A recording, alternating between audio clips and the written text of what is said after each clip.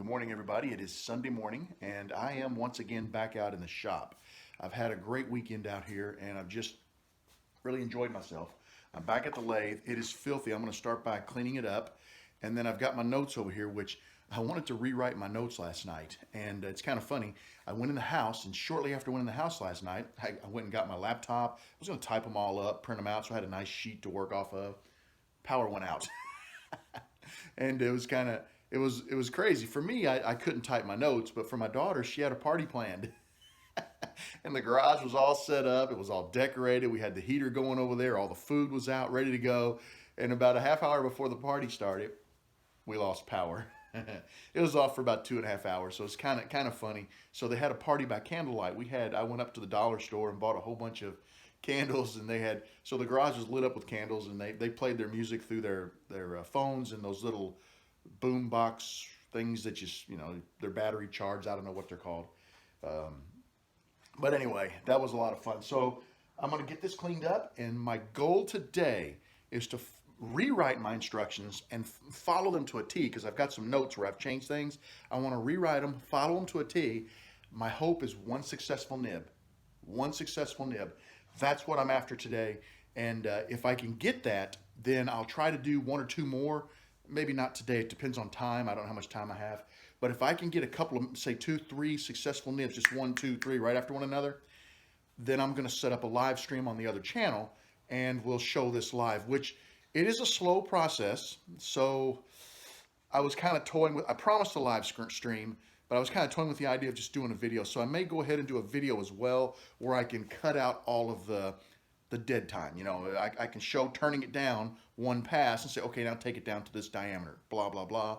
And I can kind of keep the thing going. So we'll see how that goes. But yeah, it's been a while since I've done a live stream. I get a lot of questions, so that's always fun. Anyway, I got to get busy. I'll keep you posted. The lathe has been cleaned. The table's been cleaned. And I removed everything except for the tools that I think I'll need for this project. Next thing we want to do is I'm going to take my actual cutting tools over to my CBN wheels and put a nice fresh edge on each of them, because they cut so nice when that edge is fresh.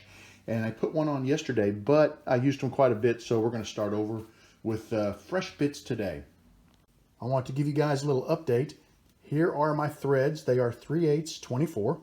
Got a nice little relief on the back, a little chamfer on the front. Best of all, take a look at that. Perfectly centered. I'm super happy with that. Now those threads, I want you to notice how sharp those threads look. Craig Hill, I need to say thank you to Craig, explained it to me. I wanted to do 3/8 24 threads, right? I drilled a hole with a Q-bit and was able to tap that hole and get some I showed those threads in my video yesterday, how pronounced they were.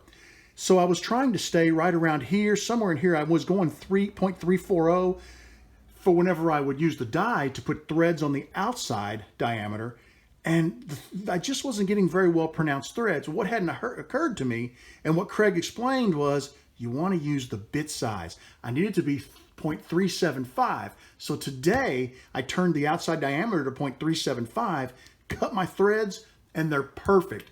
I just want to say thank you, Craig. I really appreciate it. One more thing that I learned. This has been a great project. It seems so simple, and you might be thinking, well, what's taking you so long? But this is a great learning project. I've got to drill holes to certain depths. I've got to tap. I've got to cut threads with a die. I've got to chamfer. I've got to cut reliefs. I've got to cut, make angled cuts or sloping cuts. There are so many different techniques to making this, and I'm practicing over and over, learning each one, and it's just going to make me better when I go to the next pieces. But I'm super happy with where I'm at. I'm at the point now where I'm ready to part this off. I'm going to get it flipped around into the mandrel, and we're going to attempt to put our angled cut on the end of the nib, which once that's done, we polish it up a little bit, and the nib should be done. So keep your fingers crossed that I don't mess this up and it turns out really nice, because I'm super stoked about it. And, if it works, I've been taking great notes. I'm going to do one more just to make sure. And at that point, I'm ready to, I'll decide. do a live or do a video. I'm not sure which. We'll figure something out. But I want to show you guys what's happened, where what I've learned, and where I've made it to in my adventure of turning on this lathe. So I'm really happy that I took this last couple of days and just experimented with this. I just finished parting this off. I'm really happy with it. Take a look at that. It looks great. Lay it down here. I want to show you something. Here's my ink refill. Look at that. Ink refill goes right in. If push it down on there, that's all the farther it sticks out. I'm ready to cut the angle or the taper on the end of this, and hopefully, if that works out, I should have a really nice looking nib. Here's a quick shot of the finished nib. You can see to the left of it, I have a standard slimline nib. Mine does not have a lip on it. That's something I want to work on. I'd like to have a little bit of a lip. Like, notice how that has a little shoulder there, and mine just basically goes straight into threads. I was really trying to take it down thin, and I need to maybe adjust my angle a little bit, accept a little more thickness at the top so that I can have that shoulder. But let's pop this. Hang on. Here's a shot of the nib with the refill inserted. I am super happy with how this one turned out. I've got my third iteration here, and I am really proud of this one. You can kind of see, this is the first one I made. This is the second one I made earlier today, and here's the third one. Take a look at that. I've got a little shoulder behind there, which is what I wanted. It's a little bit thicker than this one. I really like the thin shape of this one when I tapered it, but I think this will be just fine. Got my ink refill, push it in there, and look at that. I got a perfect fit. That is exactly the distance you want. Centered really well. I'm happy with how well the ink centered. I could not be happier with this nib. Well, guys, it should be really obvious just how happy I am with this nib. I mean, I can't believe I finally got to this point. You know, it was a lot of work, a lot of figuring things out. I don't know how many nibs I messed up and have thrown back in that tray now that just didn't turn out. I'm super happy with this one. And what I want to do now is I just want to go back through my notes, and I want to make one more. And I think what I'm going to do is, I thought about doing a live, but it takes over an hour, about an hour and a half to make this. You know, because when you work on the metal lathe, it's not like a wood lathe where you just put your wood in there, start it spinning, and you use your tool to shape it. Everything you do on the metal lathe requires using a tool and requires a setup. So there's a lot of time involved. And then I'm taking my time because you don't want to get in a hurry and mess up. What I think I may do is, instead of doing a live, I think I may set my camera up here, and I might just go ahead and film this as I go through and check my notes and verify that everything is where I need it to be.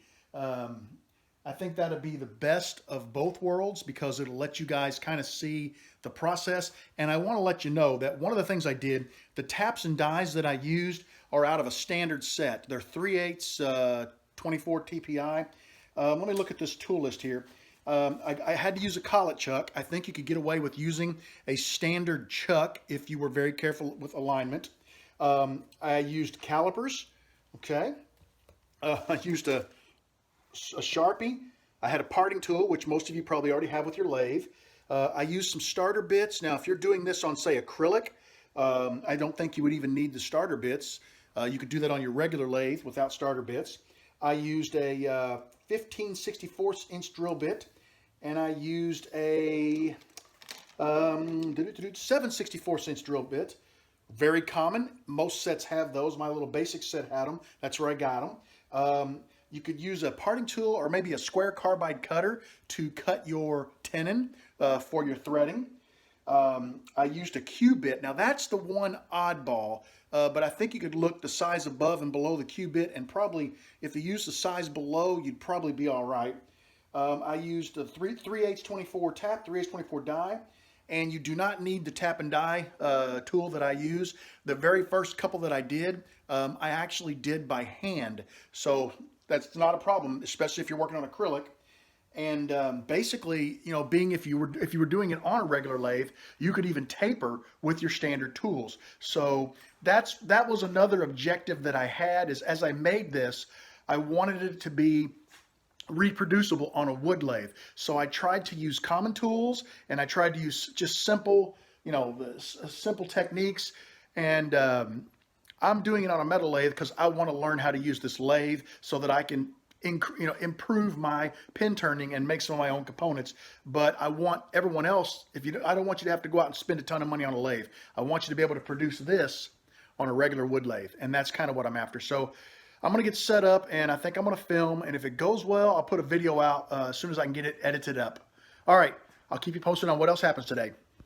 Well, guys, I did it. I turned one more using my notes, and it turned out just as good as the other. I'm super psyched about it.